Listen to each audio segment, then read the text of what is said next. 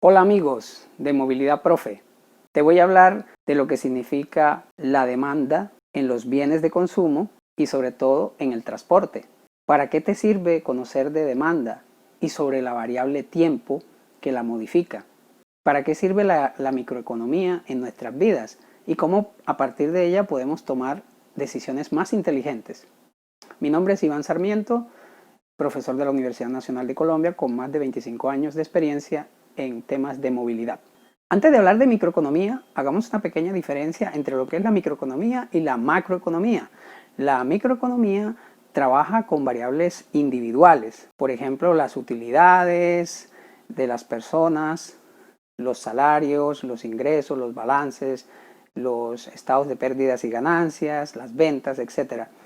En cambio, la macroeconomía trabaja con cosas más globales referidas a sectores económicos como los trabajadores, los educadores, los productores, los industriales, y las variables allí son la balanza de pago, las estadísticas, los censos, el Producto Interno Bruto, las exportaciones, las importaciones.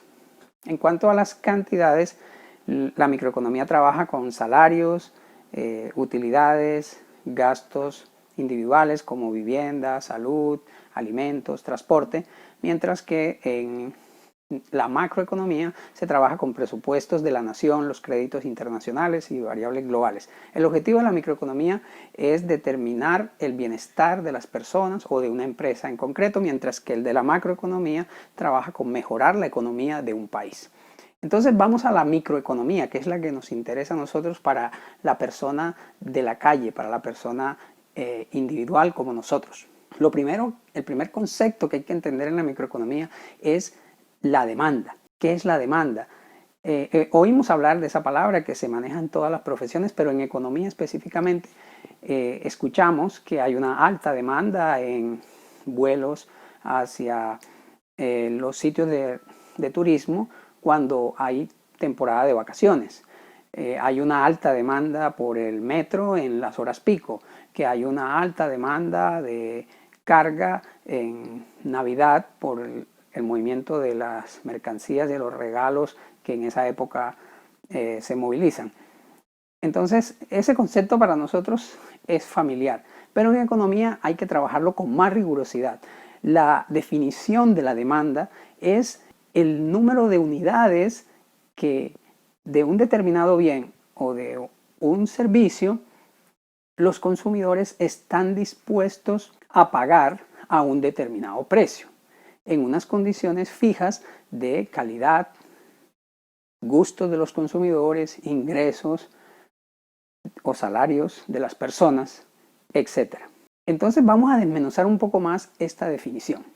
Es lo que necesitamos, la cantidad de vestido, de alimento, de gasolina, de libros, de cualquier producto, muebles, electrodomésticos, que consumimos a un determinado precio. Pero en transporte es muy importante la variable tiempo. Entonces hay que decir que ese consumo se da en un periodo de tiempo. Debería ser así para todos los mercados, que se incluyera la variable tiempo, pero muchas veces los libros de economía omiten esa palabra y simplemente dicen, no, la demanda es la cantidad consumida a un precio determinado. Pero es muy importante decir en qué tiempo se consume esa cantidad de productos. Si es un año, si es una semana, si es un mes, etc. Y en transporte es muy importante porque allí se define los periodos en los cuales se están dando el consumo de viajes. Por ejemplo, el periodo pico de la mañana o pico de la tarde. No es lo mismo hablar de la demanda del día que de la noche. No es lo mismo la demanda de una semana que de un mes o de un año.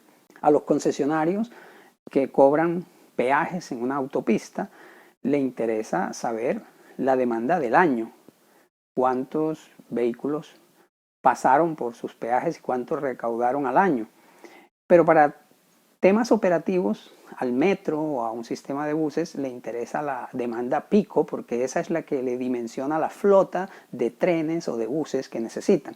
Entonces miren que según que vayamos a analizar un tema operativo, nos interesa la demanda de hora pico, pero si vamos a analizar un tema financiero, un tema de sostenibilidad de un negocio, nos interesa la demanda del año con todas sus variaciones estacionales. Entonces la estacionalidad es importante para diseñar los servicios, para atender los diferentes periodos en que fluctúa esa demanda. Entonces la demanda de un bien también depende del precio, que es la variable más importante. No es lo mismo un viaje a Cartagena, de Medellín, Colombia, a Cartagena, que es una ciudad turística, si este vale $5 en una aerolínea de bajo costo, a que si el mismo viaje vale $300. Entonces, si el viaje vale $5, pues se apuntará muchísima gente. Todos nos vamos todos los fines de semana para Cartagena y haremos 52 viajes de ida a Cartagena por año. Pero si el viaje vale $300 o $400, pues la verdad es que no tengo tantas ganas de ir a Cartagena esta semana. Ya no lo pensaríamos. El precio, esa es la variable quizá más importante que la gente de primeras considera a la hora de hacer sus consumos.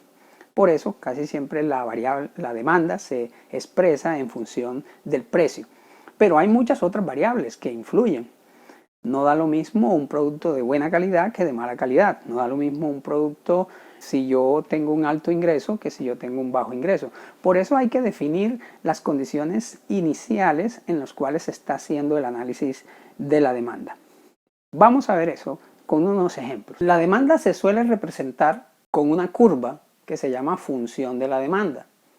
Vamos a ver la demanda, por ejemplo, de los viajes en metro en una ciudad. Entonces, representamos la demanda con el precio. El precio se coloca en el eje vertical, en el eje de las Y, precio, digamos, en dólares. Y en el eje de las X, la cantidad de viajes, trips, por hora.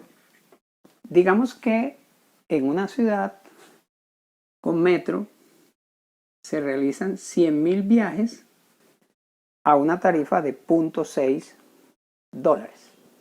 Tenemos este punto.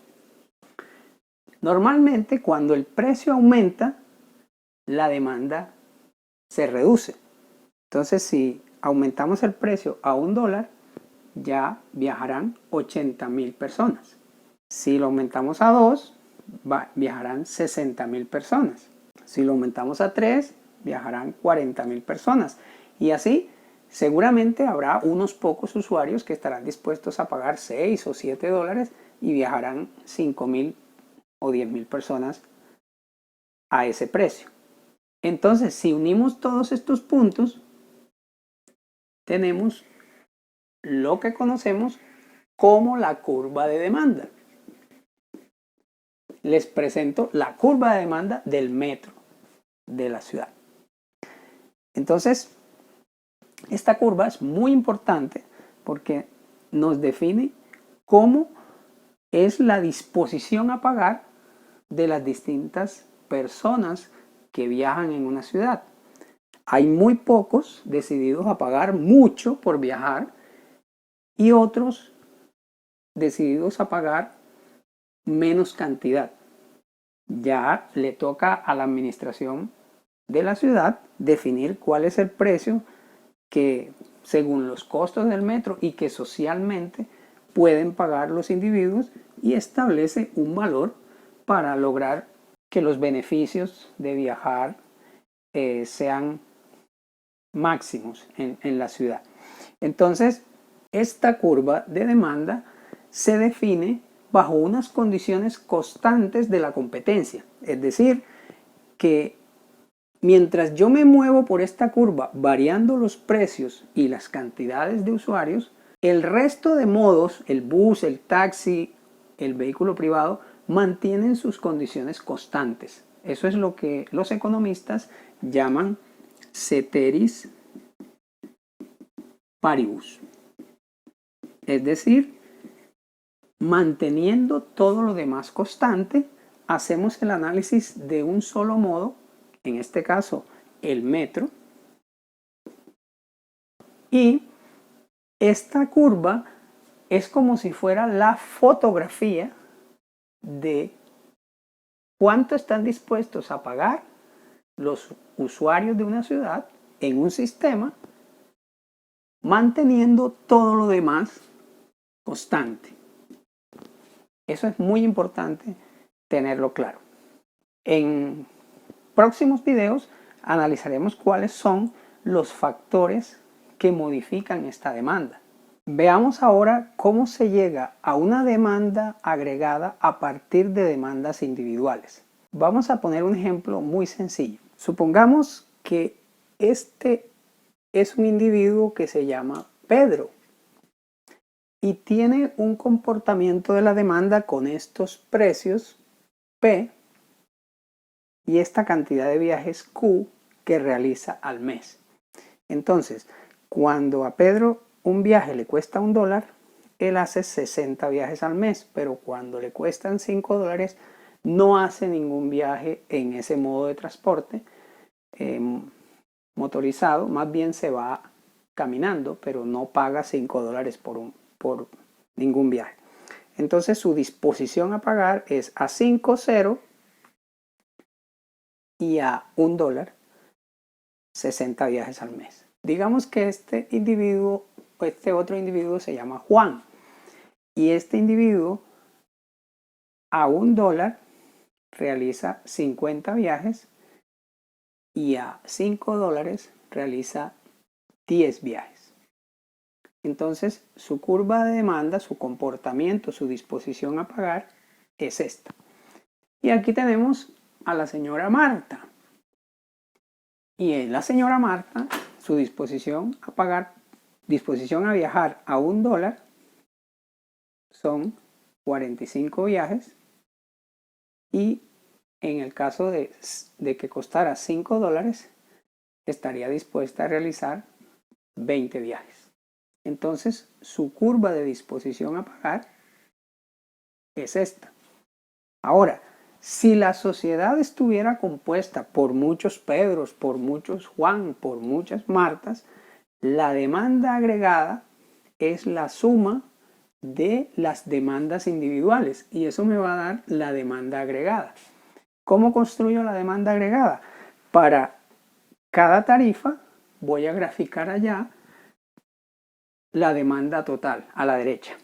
Entonces, por ejemplo, para $2, Pedro, o todos los que se parezcan a Pedro, realizan 40 viajes. A $2, Juan realiza 30 viajes. Entonces, aquí llevamos 40, aquí llevamos 30 y Marta realiza 35 viajes. Si sumamos 40 más 30 más 35 nos da 105. Entonces, llegamos aquí con 105 viajes. Si hacemos lo mismo para $5, aquí sería Pedro no viaja a $5, 0. Juan hace 10 viajes y Marta hace 20 en el mes. Entonces, la suma de los tres me da 30.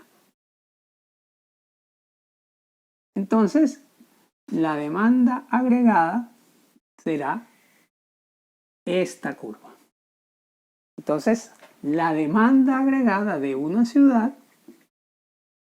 es la suma de las demandas individuales de los miembros que la conforman. Y por eso cuando en una ciudad vemos 100.000 viajes en la hora pico, es que 100.000 almas con disposiciones distintas a pagar se han agregado para llegar a ese resultado. Eso es muy importante saberlo para entender el comportamiento de los viajes, que cada individuo tiene una disposición distinta, pero entre todos conforman la disposición global de la ciudad. Si te ha gustado este video, dale like, suscríbete al canal y nos vemos en un próximo video. Deja tus comentarios y tus preguntas de qué tema quieres que tratemos y así lo estaremos haciendo. Hasta la próxima.